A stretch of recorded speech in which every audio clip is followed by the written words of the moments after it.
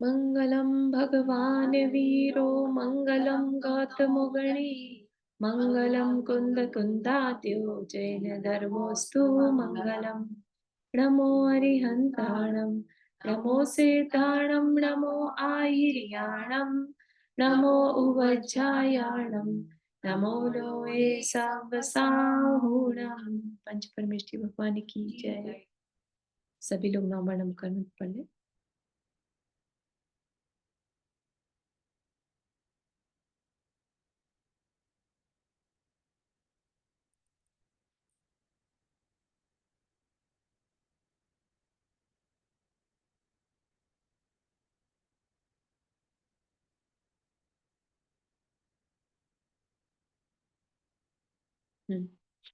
तो हमारा यहाँ पर जो विषय चल रहा है आदिनाथ भगवान की स्टोरी है ना।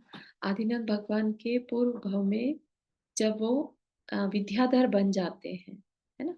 विद्याधर बन जाते हैं, उनका नाम क्या है जब विद्याधर बनते हैं, याद है? महाबल, है ना। और उनका एक मंत्री रहता है स्वयंभू मंत्री, है ना। स्वयंभू मंत्री मतलब एक ही मंत्री नहीं था, चार मंत्री थे उनके। और ये महाबल राजा कहाँ का है, किस क्षेत्र का? विदेह क्षेत्र, विजयात पर्वत। विजयात पर्वत पर, सॉरी नॉट विदेह क्षेत्र, विजयात पर्वत। विद्याधर था वो, है ना। तो विद्याधर के पास शक्तियां बहुत होती हैं, राइट। और वो खूब इंजॉय करते हैं लाइफ को, वैसे होने को वहां पे चौथा काल ही रहता है। लेकिन ऐसा नहीं मानिए कि वहां पर सब सम्यक दृष्टि जीव ही होते हैं, ठीक है ना। वहां पर भी पुरुषार्थ करना पड़ता है, कर्म भूमि की तरह से। कर्म भूमि होती है वहां, तो वहां भी वहां पुरुषार्थ करना पड़ता है। तो वहां पर जो ये राजा था विद्याधर था, और क्योंकि परंपरा से दादा ने दीक्षा ले ली, पिताजी ने दीक्षा ले ली, तो अब ये राजा महाबल का भी चाहता था कि स्वयंभू मंत्री जो था उसका सम्यक दृष्टि था, और उसको था कि ये राजा भी दीक्षा ले, है ना।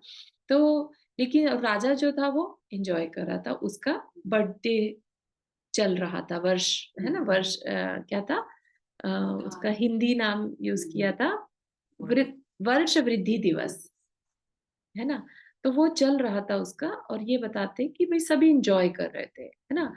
तो लेकिन जो स्वयंभू मंत्री है, उसके मन में थोड़ा सा विकल्प चल रहा था कि किस तरह से, अब ये तो सब कुछ मिल गया, पुण्य से सब कुछ मिल गया, है ना। तो मंत्री ने उससे क्या कहा कि विद्याधरों की यह उत्कृष्ट लक्ष्मी आपके पूरा कृत पुण्य का फल है, ठीक है। विद्याधरों की लक्ष्मी पुण्य में, पिछले में क्या किया था पुण्य, साधु बन गए थे और पुण्यदान बन, है ना। तो तपस्या जो करी थी उस तपस्या का फल है ना। तो आज जो हमें समृद्धि मिलती है वो हमें नहीं मालूम हमने पहले क्या चीज छोड़ी होगी, त्याग किया होगा। त्याग से पुण्य मिलता है, भोगने से पुण्य नहीं मिलता कभी भी। भोगने से कभी पुण्य नहीं मिलता। हम कहें कि हम तो किसी को परेशान नहीं कर रहे हैं, हम तो बहुत शांत हैं, हमें तो पुण्य मिलना चाहिए, नहीं। हम अपना पुण्य भोग रहे हैं, शांति के साथ भोग रहे हैं, वो अलग बात है। हम नया कर्म नहीं कर रहे, है ना। लेकिन हम यहाँ पर अभी इस समय अगर हम प्रॉस्पेरिटी देख रहे हैं लाइफ में, तो हमने पहले कुछ किया होगा। तो क्या कहता है वो, पुण्य धर्म से होता है, धर्म के कारण पुण्य मिलता है। और धर्म क्या है, पांच पापों का त्याग, वो भी त्याग ही है ना। हम पांच पापों में लगना इजी है, उनको छोड़ना मुश्किल है ना। इंद्रिय संयम, पांच पापों का त्याग किया होगा, इंद्रियों का संयम किया होगा, और समीचीन ज्ञान, राइट नॉलेज। अगर हम अम, मिथ्या देवों को ही, कुदेवों को ही मानते रहे कि यही सब कुछ है ना, तो वो नॉलेज हमें कहीं नहीं ले जाए, वो हमें छोटा मोटा पुण्य दिलाकर छोड़ देगी। पुण्य तो उसमें भी मिल जाएगा क्योंकि वहां पर भी त्याग है। लेकिन समीचीन नॉलेज का क्या मतलब है कि हम सही सच्चे देव शास्त्र गुरु को माने। इसलिए मंत्री कहता है, हे महाभाग, महाभाग मतलब महाभाग्य के धारी, भाग्यशाली, यदि आप अपनी चंचल लक्ष्मी को स्थिर रखना चाहते हैं, मतलब कि फिर से ये समृद्धि चाहते हैं। होता है ना कि एक अनपढ़ को अगर हमें धर्म में लगाना हो तो थोड़ा सा लोभ लालच देना ही पड़ता है, उसको पुण्य का लालच देना पड़ेगा, है ना। पुण्य से भोग मिलेंगे ऐसा लालच देना पड़ता है ना।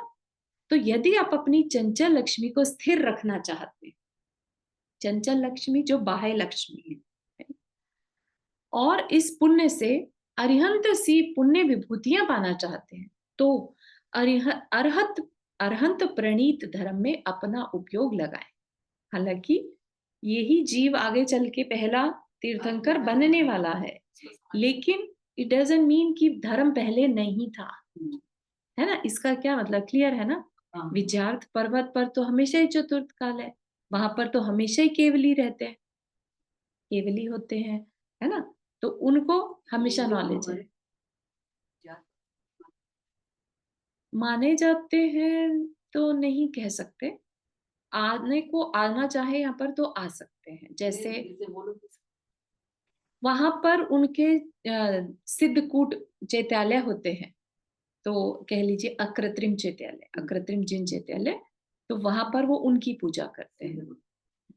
सिद्ध भगवान की नहीं, वहां पर अरिहंत भगवान की, हाँ हाँ, तीर्थंकर की प्रतिमा नहीं। जैसे अकृत्रिम चैत्यालय हमारे नंदीश्वर द्वीप के हैं, ऐसे ही अकृत्रिम चैत्यालय विद्यार्थ पर्वत पर भी होते हैं, तो वो वहीं जाते हैं। बड़ी बड़ी कहते हैं 108 फीट, हाँ 108 फीट की। हाँ। तो यहाँ की व्यवस्था तो कैसी है, नाम नहीं लिखे हैं अरिहंत, लेकिन वो है अरिहंत की। ठीक है, तो अरिहंत धर्म तब भी चल रहा था, है ना, क्योंकि मोक्ष का मार्ग एक ही है। ठीक है ना, मोक्ष हमेशा एक ही मार्ग से मिलेगा, सम्यक दर्शन, ज्ञान और चारित्र से, उसके अलावा कुछ नहीं बस।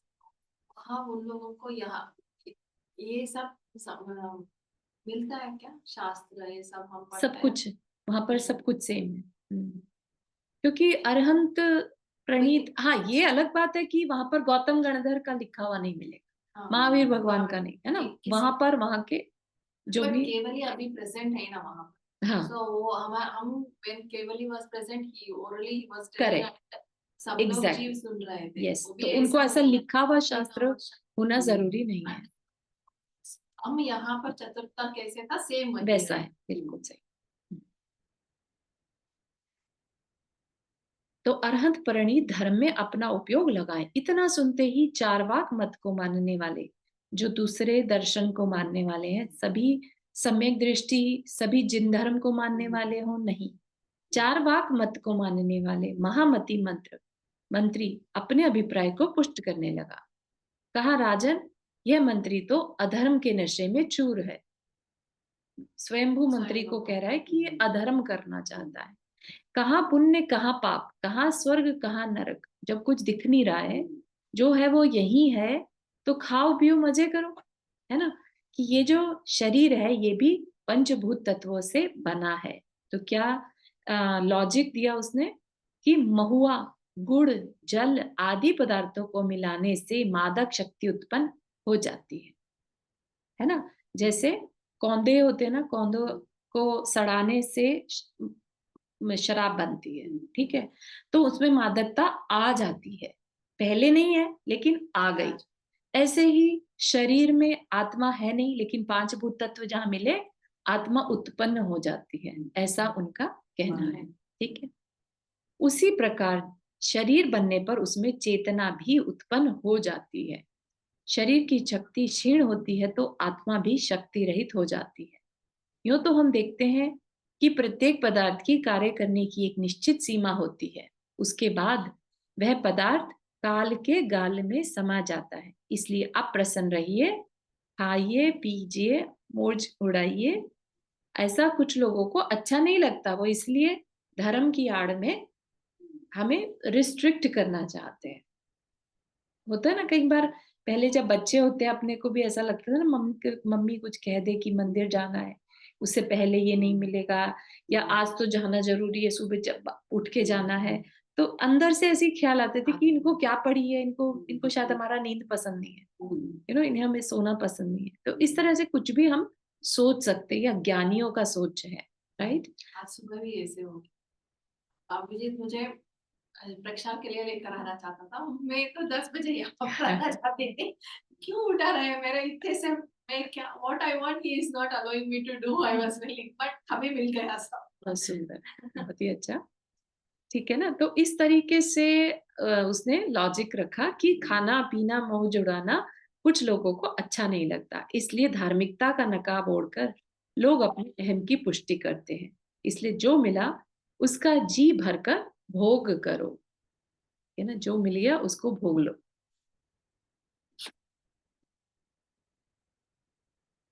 अब दूसरा बोलता है कि हाँ, प्राप्त हुए भोगों से मिलने वाले सुख को छोड़कर किसी और अलौकिक सुख की कल्पना तो ऐसी है जैसी आधी छोड़ पूरी को जावे, पूरी मिले ना आधी पावे। सॉरी, आपको दिक्कत तो नहीं हुई? नहीं। ठीक है, तो कि भाई जो मिल गया उसको तो भोग लो, जो है ना, तुम्हें जो मिला उसको भी तुम छोड़ दोगे, तो ये तो इस तरह की हो गई। तीसरा मंत्री मंत्री संभिन्न मति कुछ मंद हाथ से लिए हुए जीव की परिकल्पना को थोथा कहने लगा कि जीव होता ही नहीं है, विज्ञानवाद की पुष्टि करने लगा, ये बौद्ध धर्म का, जो जीव को नहीं मानते। हाँ, मतलब ऐसा है कि आत्मा नष्ट हो जाती है, ऐसा मानते हैं, क्षणिकवाद, सब कुछ अनित्य है, वो ऐसा मानते हैं। ठीक, कहते हैं मुंडा मुंडा मतिर भिन्ना, मतलब कि जितने लोग, मुंडा मुंडा मतिर भिन्ना, डिफरेंट सोच, जितने लोग उतनी सोच। और चौथा, शतमती मंत्री भी शून्यवाद के विचार रखने लगा, है ना, सब कुछ कुछ मैटर ही नहीं करता। हाँ, विपरीत अभिप्राय रखने वाले तीनों मंत्री अपने अपने मत की पुष्टि कर रहे हो ऐसा ही नहीं, किंतु स्वयं बुद्ध मंत्री के कथन को भी झूठा करने का प्रयास बरकरार था। कहीं ऐसा ना हो राजा इसकी बात मान ले और हम लोग मुंह की खाके रह जाए, है ना। क्या होता है ना, जब पता रहता है कि वो हम गलत हैं, लेकिन अहंकार हमें हमें झुकने नहीं देता। रावण को भी पता था वो गलत कर रहा है, लेकिन एक बार किसी स्त्री को उठा लाया और अब बिना भोगे छोड़ दे, तो ये तो उसके अहंकार हो गया ना एक तरह का, ये तो बहुत ही नीची हो जाएगी। तो वो चीज हो गया उसके साथ। तो कभी कभी ऐसे फंस जाते हैं अपनी जाल में कि अब उसको बचाने के लिए कितना भी झूठ बोलना पड़े, सच को भी झूठ बोलते चले जाते। वस्तुतः यह सदियों से होता आया है। अपनी प्रज्ञा से, मतलब अपनी बुद्धिमानी, विजडम से स्वयं बुद्ध मंत्री ने तीनों मतों का जोरदार खंडन किया और अपनी वाग्मिता से सभासदों का मन प्रसन्न कर जिनेन्द्र प्रणीत धर्म का प्रतिपादन किया। ठीक है, सत्य की जीत की, लेकिन उसके लिए अच्छा वक्ता होना, सोच होना, है ना। एक नेगेटिव बुद्धि रखने वालों से जीतना भी आसान नहीं होता, उनके कुतर्कों को पीछे कर पाना, है ना। राजा ने बुद्धिमान स्वयं बुद्ध के वचनों को स्वीकार किया और उचित सत्कार कर सम्मान किया। सत्य है, जब अहम को ठेस पहुंचती है तो क्रोध आता है, उससे मात्सर्य बढ़ता है और वही नरक और पतन का कारण हो जाता है ना। अहम मान से क्रोध आता है और क्रोध से गलत स्टेप उठाते हैं, है ना। जो मात्सर्य वर्ड बोल रहे हैं, मात्सर्य मतलब ईर्ष्या, दूसरे से जेलस करना, उसमें हम क्या क्या काम नहीं कर जाते हैं, है ना। दूसरा बढ़ रहा है तो हम उसे रोकना चाहते हैं, चाहे उसमें फिर हमारा खुद का कर्म बंध रहा है, उससे मैटर नहीं रहता, मुझे इसको नीचा दिखाना है, वो बस बोल बन जाता है, राइट। सोचिए कि अगर ये स्वयं बुद्ध मंत्री को हरा दिया होता, राइट, और ये राजा सही डायरेक्शन में नहीं जा पाता, तो कितना बड़ा अनर्थ। ठीक है, और वो अनर्थ का भागीदार कौन होते? ये तीन मंत्री। ठीक है ना, उसको मिसगाइड, है ना। ये तो मान लिया कि चलो होनी थी, उन्हें तीर्थंकर बनना है, इसलिए ये सब हो रहा है, वो अलग चीज है, लेकिन इसी तरीके से हम अपना बिगाड़ कर लेते हैं बहुत। जैसे लेट से कई बार इवन कहीं टेम्पल बन रहा हो या कुछ और धर्म के आयतन बन रहे हैं, है ना, और हम उसमें रुकावट डालें, तो जो नहीं बनने का दोष है, इतने वर्षों तक, 100 200 300 वर्षों तक जो उसमें धार्मिक क्रियाएं होती, लोगों के पुण्य बंधते, हम उन सब में अंतराय डालने वाले बंद कर लेते हैं। जो ऐसे हम बोल देते कई बार, अरे इतने मंदिर हैं और बना रहे हैं, उसमें भी थोड़ा तो अंतराय आता ही होगा। बहुत आता है, बिल्कुल नहीं बोलना, बोलना ही नहीं। अपने को क्या है, बनने दो। अपना गोल क्या है, हमें क्या आफता रखी है, हम क्यों बोले। और अगर ऐसा बोला है तो उसका क्या करें प्रायश्चित? बोलने से क्या होता है ना, देखो, मन में है तो तुम्हारे तक ही सीमित है। अब तुमने मुंह से बोला, 4 लोग और इन्फ्लुएंस हो गए, है ना, वो 4 और अनदर को करेंगे, तो इस तरीके से हम उस चीज का अननेसेसरी अंतराय बांध लेते हैं। फिर हम ऐसी जगह जाके पैदा हो जाएंगे जहाँ मंदिर है ही नहीं। तो ऐसा बोले पुराने मंदिर का जीर्णोद्धार कराए, सब कुछ अपने अंदर रखना, हाँ बोलने का। ठीक है ना। जितना हम कर सकते हैं हम उतना बोले कि मैं ये करा रहा हूँ, है ना, मैं जीर्णोद्धार में मेरा मन है, मुझे कराना है ना। ऐसा ही होना चाहिए नहीं, ऐसा भी होना चाहिए, ठीक है ना। मैं ये भी कराऊं और मैं ये भी कराऊं, ठीक है। और अगर लिमिटेड है तो फिर जो करा रहे हो बस उसको बोलो कि मेरी कैपेसिटी इतनी थी, है ना, आपकी है, आप दोनों कराइए, ठीक है। किसी को काम करने से रोकना नहीं, ये चीज है।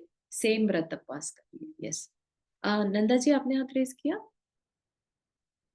हाँ, मैं ये पूछना चाहती थी, अगर कभी आपकी समझ कैसे, क्योंकि हमेशा आपकी समझ ही जरूरी नहीं है सही हो, हाँ। तो अगर आपकी समझ से कोई चीज डिफरेंट तरीके से हो जाए, लाइक मंदिर से रिलेटेड, तो क्या वो हमें आगे बोलनी चाहिए या नहीं बोलनी चाहिए? कि अगर मैं ऐसा सोचती हूँ कि अगर इसकी जगह ऐसा हो तो वो ज्यादा अच्छा होगा, मतलब जो भी है, जो जितनी मेरी बुद्धि है उस हिसाब से, तो क्या वो सही है या नहीं? यू मीन मंदिर का स्ट्रक्चर, या मतलब समझ में नहीं आता। Location, suppose location wise. Understand, understand. नहीं, देखो, ओपिनियन अगर मांगा गया है तो ओपिनियन देना चाहिए, ठीक है ना। और अगर आपके अकॉर्डिंगली वो प्लेस सिलेक्ट नहीं हुआ तो ये बस आप इतना मान सकते हो कि मेरा अभी पुण्य उतना नहीं था कि मेरे अकॉर्डिंगली काम हो जाता। हम्म। अपन अपनी तरफ से सोचते हैं कि ये ज्यादा अच्छा है, लेकिन कई बार दूसरे का पुण्य भी चल रहा है, राइट। तो चीज उसके अकॉर्डिंगली, हमारे अकॉर्डिंगली ना होकर दूसरे के अकॉर्डिंगली हो गई। किसी ने तो चाहा ना, हाँ हाँ हाँ। राइट, किसी ने तो सोचा उसके बारे में कि ये जगह ठीक है ना। तो हम हाँ, यही माने कि जिसने सोचा उसके हिसाब से हो गया, दैट मीन मेरा पुण्य भी कम था।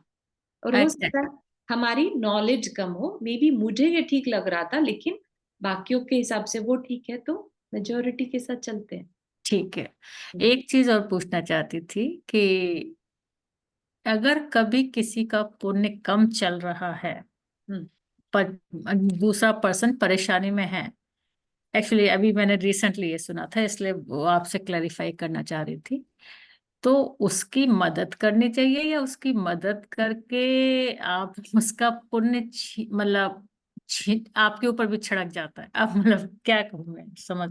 नहीं, देखो, अपने में तो मैं बाद में बात करूंगी इसके बारे में, छोड़िए अब आप, ये मुझे थोड़ा क्लियर है तो मैं बाद में बात करती हूँ। ठीक है। अदरवाइज दूसरे के दुख दूर करने से अपना ही धर्म ध्यान होता है, ठीक है। ठीक है, बहुत अच्छा, थैंक यू। हम्म। तो यहाँ पर क्या कह रहे हैं कि अहंकार को जब ठेस पहुंचती है तो क्रोध आता है, मात्सर्य बढ़ता है और नरक पतन का कारण हो जाता है। बात मिथ्या दृष्टि को सम्यक बनाने की नहीं, बात तो अहम को गलाने की है। देखा जाए तो राजा को अभी सम्यक दर्शन प्राप्त नहीं है, परंतु राजा होने पर भी मार्दवता से ओतप्रोत है। मार्दवता मतलब मान रहित होना। मार्दव, मार्दव है ना, मान रहित है, बहुत मृदु भाषी है, बहुत सबको साथ लेके चलने वाला ऐसा राजा है ना। हालांकि सम्यक दर्शन उसके पास नहीं है, तो मान नहीं है उसके पास, तभी तो मंत्री की बात सुन रहा है। नहीं तो चाहता तो कह देता मैं राजा हूं, तुम कौन होते हो, है ना। सत्य को स्वीकार करने का बल है। अन्य मंत्रियों का वह अहम उन्हें नरक ले गया। अपने पालक के कल्याण की चिंता रखने वाला स्वयंभुत मंत्री जब मेरु पर्वत पर अकृत्रिम चैत्यालयों की वंदना में तत्पर था, तभी उसने आकाशगामी 2 मुनिराज देखे। ठीक है, तो जो विद्यार्थ पर्वत पे हैं तो उनके पास वो विमान रहते हैं उड़ने वाले, है ना। उनके पास विद्याएं भी रहती हैं जिसमें वो उड़कर जा सकते हैं। और हमने जब रामायण सुनते हैं, पद्म पुराण जी, राइट, तो रावण के पास क्या था, पुष्कर विमान, है ना, जिसमें वो सीता को हरण करके ले गया। कहाँ से ले गया था, लेट के तो दंडक वन से लेके गए ना, जब वो वनवास में थे, है ना। तो वहां से मतलब भारत क्षेत्र से विद्यार्थ पर्वत पर कहने को वो सोने की लंका, एक्चुअली वो उस टाइम पर उस जगह पर रहता था। जो रावण का फैमिली था वो शिफ्ट हो गया था, एक्चुअली प्रॉपर विद्यार्थ पर्वत पर ना होकर वो लवण किसी द्वीप पर रहते थे, उस द्वीप को श्रीलंका कहते हैं। उसी द्वीप को लंका कहते हैं एक्चुअली। अभी जो लंका है वो नहीं कह सकते, नहीं, वो नहीं कह सकते, क्योंकि उस समय के हिसाब से साइजेस वगैरह कुछ भी मैच नहीं करता है अपने शास्त्र के हिसाब से, है ना। ठीक है, तो जब उनके पास ये कैपेसिटी है तो मेरु पर्वत भी जाया करते थे विद्याधर, है ना। इतना उनका पुण्य है, जो अगर सम्यक दृष्टि हो तो क्या क्या नहीं कर सकता, है ना। 2.5 द्वीप में कहीं भी जा सकते हैं। तो वो इस तरह से वंदना में लगा रहता था। तभी उसने आकाशगामी 2 मुनिराज देखे, जिनके शुभ नाम थे आदित्य गति और अरिंजय, है ना। अब वो मुनिराज विदेह क्षेत्र से भी आ सकते हैं। तो एक तरह से जो विद्यार्थ पर्वत के मुनि हैं या जो जा सकते हैं सुमेरु पर्वत पर जाकर, तो वो डिफरेंट डिफरेंट मुनि महाराजों के दर्शन भी कर सकते हैं, है ना। तो इस तरीके के चिंतन हम अपने ध्यान में बैठकर भी कर सकते हैं। हम अपने आप को एक विद्यार्थ पर्वत का पे रहने वाला मान सकते हैं, और हम भी विमान में उड़कर फिर सुमेरु पर्वत गए। इमेजिनेशन कुछ भी की जा सकती है ना। मंत्री उनके सम्मुख गया, प्रणाम किया, वंदना पूजा की और कहा, अवधि ज्ञान रूपी नेत्र से सुशोभित तब प्राप्त महारिद्धियों के स्वामी, आप हमें यह बताएं कि विद्याधरों का अधिपति राजा महाबल भव्य है या अभव्य। ठीक है, क्या क्वेश्चन पूछा, भव्य है या अभव्य।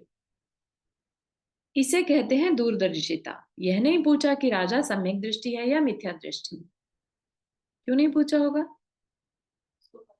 ये मैं उनको बना लूंगा या वो मान नहीं, इसलिए कि तो होंगे, हाँ, कि यह दृष्टि तो कई बार समीचीन हो जाती है। सम्यक दर्शन पाना छोड़ देना इजी है, लेकिन कोई अगर अभव्य ही है, अभव्य जो होते हैं वो कभी मोक्ष नहीं जा सकते, नेवर एवर। इसलिए उसको ज्यादा वरी किस चीज की थी कि क्या कभी अपना कल्याण कर पाएगा कि नहीं। अगर भव्य है तो कर ही लेगा, फिर चिंता नहीं है। सोचिए, एक सोल दूसरी सोल के लिए कितना वरिड है ना। इसी चीज को कल्याण मित्र कहते हैं। जब कल्याण उसके बाहर से प्रोग्रेस में नहीं, उसके अंतरंग प्रोग्रेस में जो सोच करे कि मैं इसके सोल के कल्याण में सहायक बन, दैट इज कल्याण मित्र। तो पूछने का ढंग भी कितना, हाँ, सीधा नहीं पूछा, सीधा नहीं, हाँ, कि ये भव्य है या अभव्य, सीधा भी पूछ सकते हैं, बिल्कुल सही है। तो भव्य वो है जो मोक्ष पाने की क्षमता रखते हैं, अभव्य जिसमें क्षमता ही नहीं। ठीक है, इसे कहते हैं दूरदर्शिता। यह नहीं कहा कि राजा सम्यक दृष्टि है या मिथ्या दृष्टि।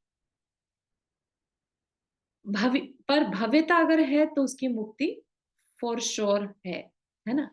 हमें अपने प्रभु को धर्म पथ पर बढ़ाना है, स्वयं को सम्यक दृष्टि कहकर अपने अहम को नहीं बढ़ाना। यही तो सम्यक दृष्टि की धर्म रुचि है। इसलिए अंदर ही अंदर अगर हम अपने आप को दूसरे के सामने, हम तो सम्यक दृष्टि है ना, हम सम्यक दृष्टि हैं, ऐसा कोट करते रहना, ये बहुत बड़े अहंकार को रिप्रेजेंट करता है। क्योंकि नो वन नोज सम्यक दृष्टि है कि नहीं। लेकिन इसमें नोशन क्या आता है कि मैं सम्यक दृष्टि हूँ, आप मिथ्या दृष्टि। मुझे बोलते हो इस तरह का बोलना, कुछ। हाँ, कभी भी नहीं बोल सकते हम कि हम सम्यक दृष्टि हैं। हमने अगर व्रत ले लिए तो अलग बात है, लेकिन तब तक नहीं कह सकते। ज्येष्ठ मुनिराज ने कहा, हे भव्य, तुम्हारा स्वामी भव्य है, उसे तुम्हारे वचनों पर विश्वास है। आगामी 10वें भव में वह तीर्थंकर होगा। अभी तुम्हारे राजा ने 2 स्वप्न देखे हैं। तो अवधि ज्ञानी मुनिराज ने उस राजा के दिमाग में चल रहे स्वप्नों को देख लिया। तो सपने पुद्गल होते हैं, तो पुद्गल चीजों को ही वो देख सकते हैं। अवधि ज्ञान में पुद्गल चीजें ही दिखाई देती हैं। मन पर्याय में मन के विचार भी पकड़ में आ जाते हैं। उद्गल मतलब जो देख सकते हैं, मतलब विजन है ना, जिनका ड्रीम चल रहा है उनके दिमाग में, तो ड्रीम विजन है, राइट, रूप रस गंध वर्ण वाले, तो वो उसको देख पा रहे हैं। ठीक है ना। तो इस तरीके से तो उनको 2 सपने हैं, उनमें से एक का फल है आगामी भव में होने वाली विभूति, और दूसरे का फल है आयु की अल्पता, बहुत कम आयु बची है। और एक है कि आगामी भव में बहुत अच्छा कुछ पाने वाले हैं। अब राजा की आयु मात्र 1 माह शेष रह गई। विद्याधर राजा है और 1 माह की आयु शेष है। इसलिए हे भद्र, इसके कल्याण के लिए शीघ्र यत्न करो, प्रमादी मत बनो। है ना। तो पूरा बता दिया कि तुम अब जाकर कैसे इनको संबोधन दो। भला भाग्य होने पर जब उचित पुरुषार्थ किया जाता है तो कार्य की सिद्धि अवश्य होती है। काल लब्धि के आश्रित रहकर मूढ़ मत बनो। बहुत बड़ा मैसेज है ये, क्योंकि कई जगहों पर काल लब्धि वर्ड यूज करा जाता है कि काल समय आएगा ना तो अपने आप हो जाएगा। जब काल समय आएगा ना तब अपने आप मोक्ष हो जाएगा, अपने आप वैराग्य लेने का मन कर जाएगा, अपने आप निमित्त मिल जाएंगे।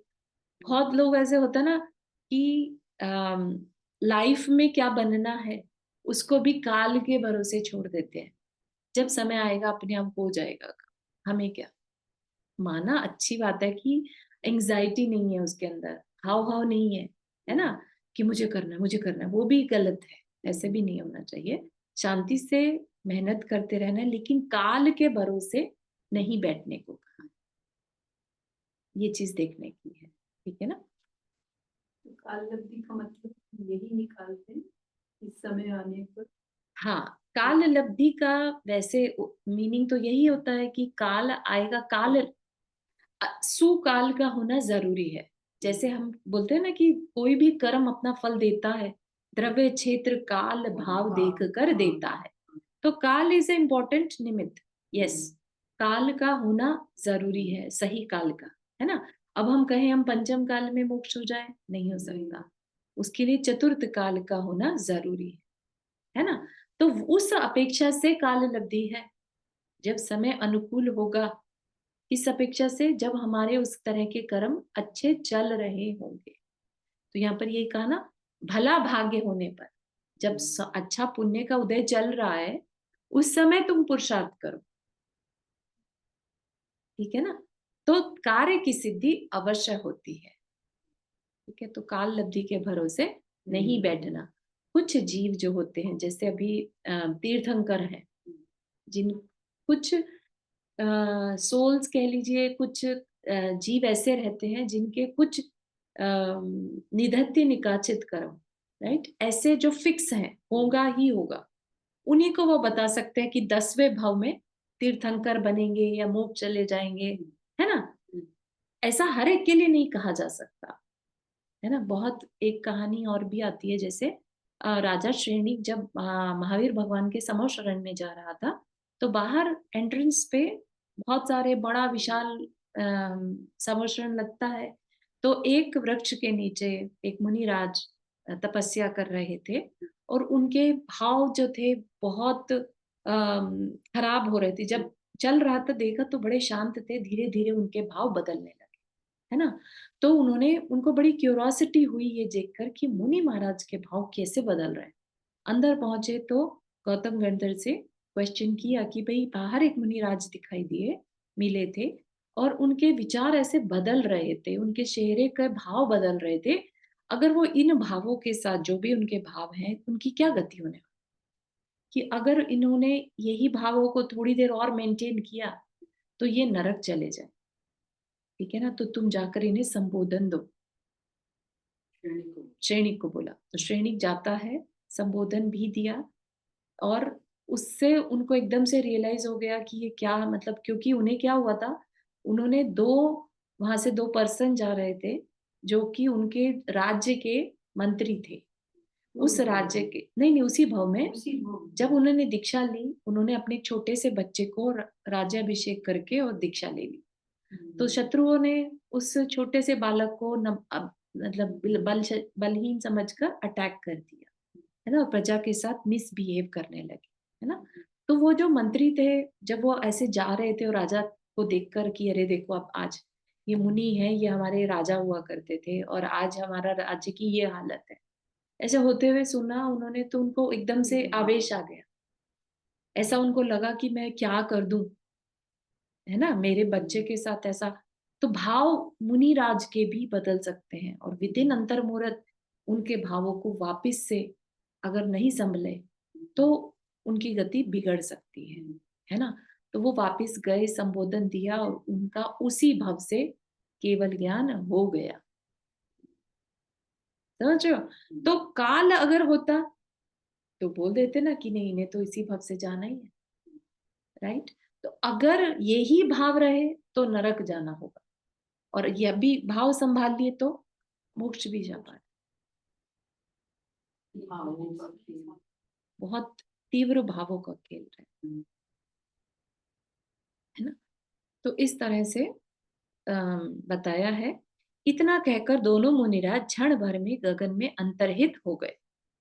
मुनिराज के वचनों से मंत्री का मन बहुत प्रसन्न हुआ और व्याकुल भी। व्याकुलता को लिए हुए वह शीघ्र ही महाबल के पास पहुंचा। राजा स्वप्न के फल जानने की प्रतीक्षा में था, क्योंकि उसको 2 स्वप्न आए थे। मंत्री ने स्वप्न फल सहित ऋषिवर के वचन राजा को सुना दिए। आश्चर्य, अपनी तीर्थंकरता को निश्चित जानकर भी महाबल ने अपना धैर्य नहीं खोया, विवेक नहीं लुटाया और सम्यक पुरुषार्थ करने को उद्यत हुआ।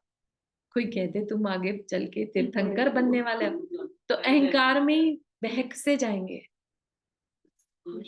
मतलब किसी को कुछ नहीं समझेंगे फिर तो हम, राइट।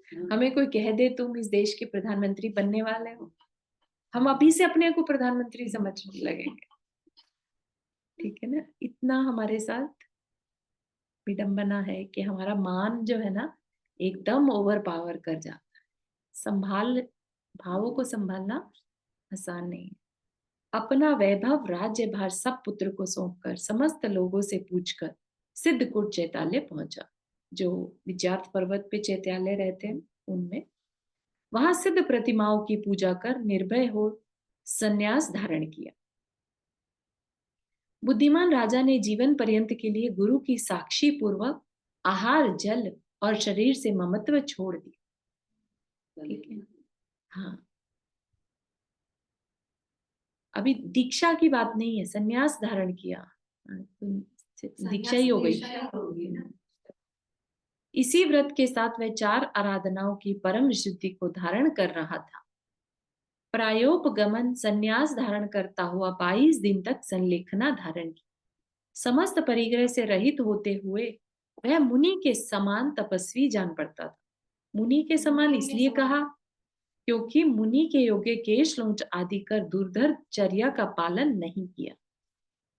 मुनि मतलब बेसिकली वो सारी जो प्रोसेस रहती है मुनि वाली, वो सब नहीं, बस एक जगह पर बैठकर तपस्या करी, इसलिए तपस्वी है, मुनि नहीं कहा, मुनि के समान।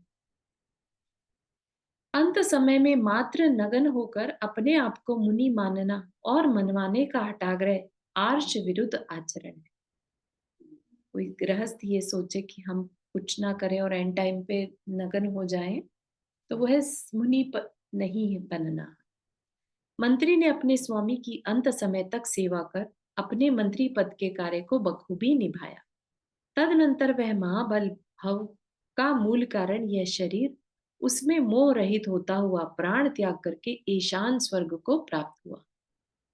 सौधर्म पहला स्वर्ग, ईशान दूसरा स्वर्ग, है ना। तो दूसरे स्वर्ग में चला गया। कौन? वो विद्याधर, है ना।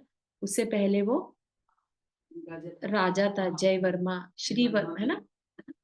उसके बाद मुनि बने, मुनि बन के विद्याधर बने थे। अब विद्याधर बन के वापस से मुनि तपस्या करी, है ना, और स्वर्ग में उत्पन्न हो गए। हाँ, देव बने। बहुत सुंदर वर्णन है यहाँ पर ये।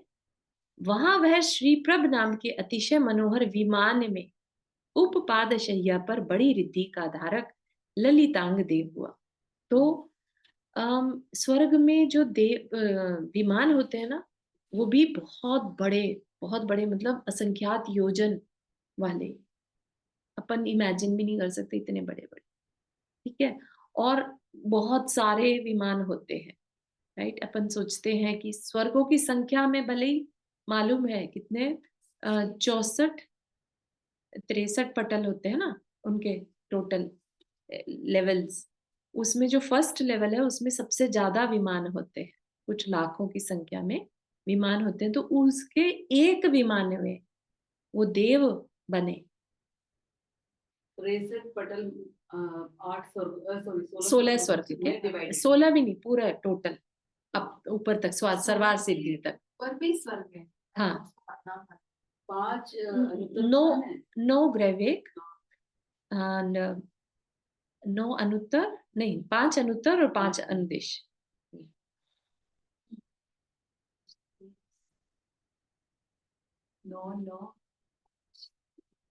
16 स्वर्ग हो गए नीचे। हाँ, 16 स्वर्ग, 5 नवम ग्रैविक, 5 अनुत्तर, 5 अनुदेश। 26 35। हाँ नहीं, लेकिन नीचे के 16 स्वर्गों के पटल ज्यादा है, जैसे पहले के 11 पटल ऐसे। तो उसमें वह ललितांग देव हुआ। अब देव कैसे पैदा होते हैं? तो उत्पाद शैया में। किसी ने वो मूवी देखी होगी ना, एवेटार, मुझे बहुत ज्यादा पसंद रहती है एवेटार मूवी। उसमें वो ऐसे ही होता है जैसे बस उठे हैं उस, लाइक एक मशीन सी है उसके अंदर, बस वो उठ गए एकदम से। सिमिलर टू दैट, राइट, कि एकदम से बस वो उठ गए, है ना। ऐसे ही वो पूरा, अभी तो कहाँ वो ललितांग, वो तपस्या कर रहे थे, शरीर कृश था बिल्कुल, नग्न अवस्था थी, और अब एकदम से एज अ यंग बॉडी, जैसे विद इन 3, मतलब समय में, है ना, एकदम fresh young with all the jewellery, right. ऐसा एकदम से बस उठ के बैठ जाते हैं, ऐसा। महाबल ने बहुत ही उत्कृष्ट तप किया, पर मन में भोगों की आकांक्षा का संस्कार पूर्णतः नहीं गया। जब तक यह भोगों की वासना बनी रहती है तब तक निर्मल सम्यक दर्शन का दर्शन कहाँ। बाहर से कोई कुछ भी कहे, इतना भी अपने को सम्यक दृष्टि माने, पर मन जानता है कि भोगों की चाह अभी कितनी विद्यमान है।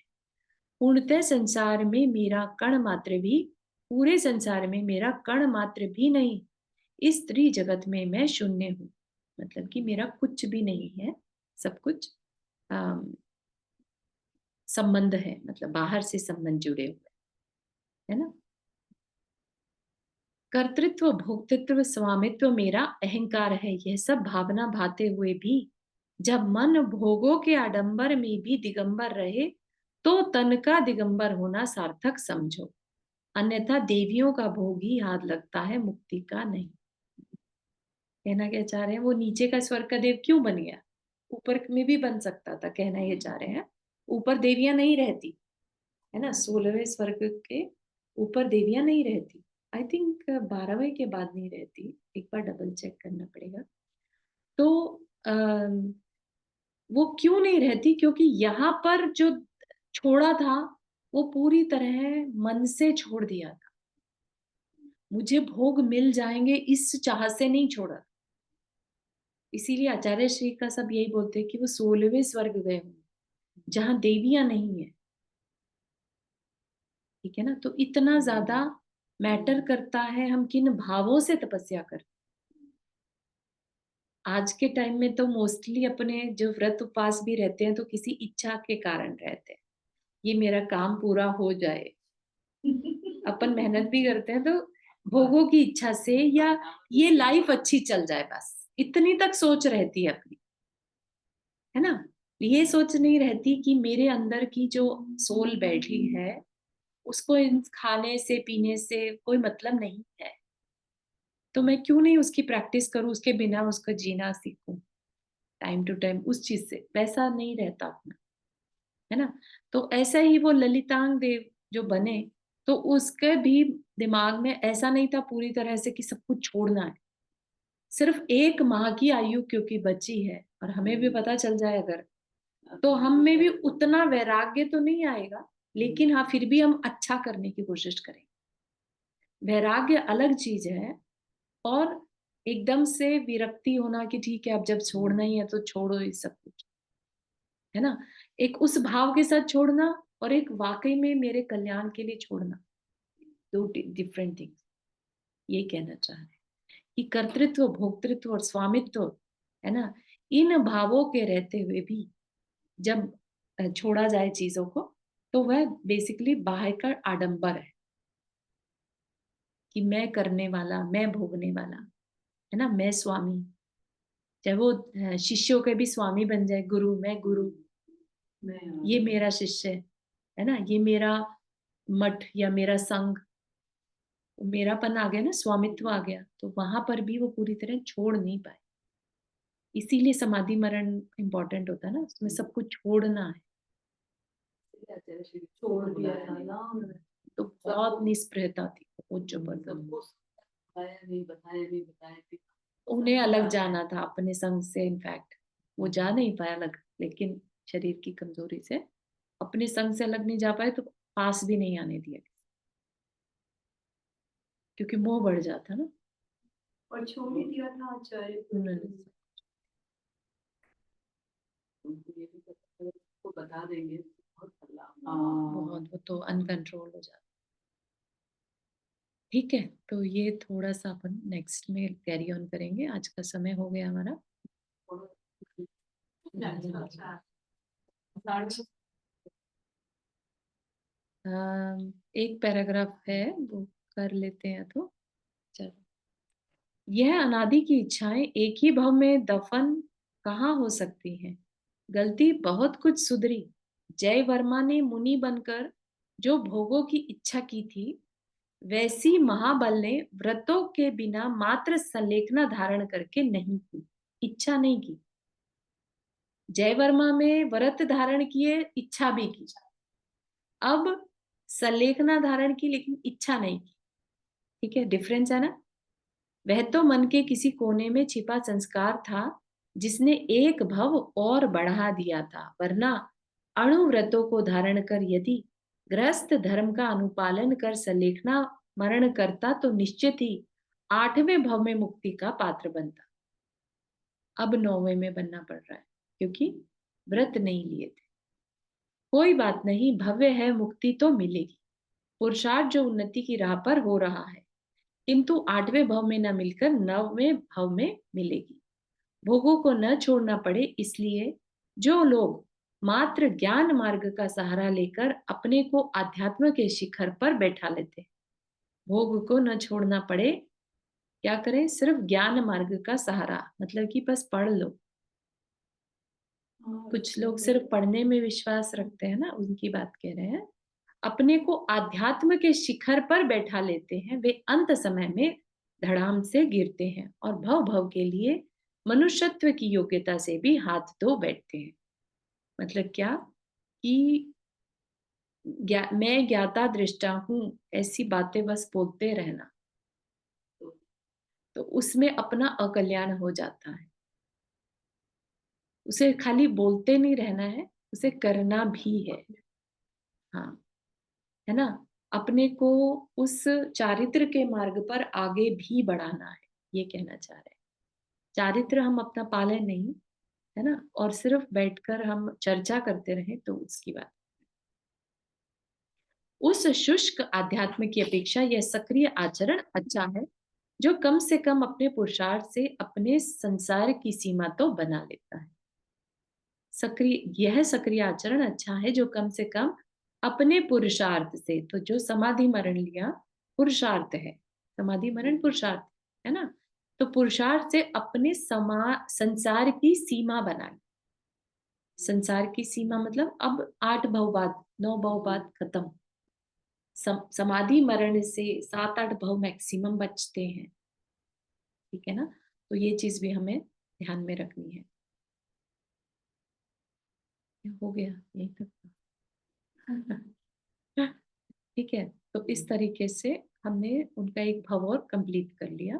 अभी जो नेक्स्ट है ना वो बहुत अच्छा है, लिलितांग देव का, वो देखने लायक है, सुनने लायक है। 10वां हाँ, है, 10वां 10वां तो ये था महाबल का 10वां हो गया, था। तो अब 9 पे शुरू हो जाएगा।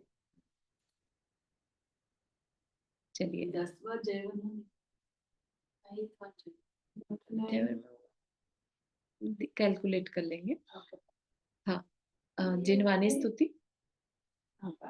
जावानी के ज्ञान से सूझे लोकालोक, सोवानी मस्तक धरो सदा देत हो रोक।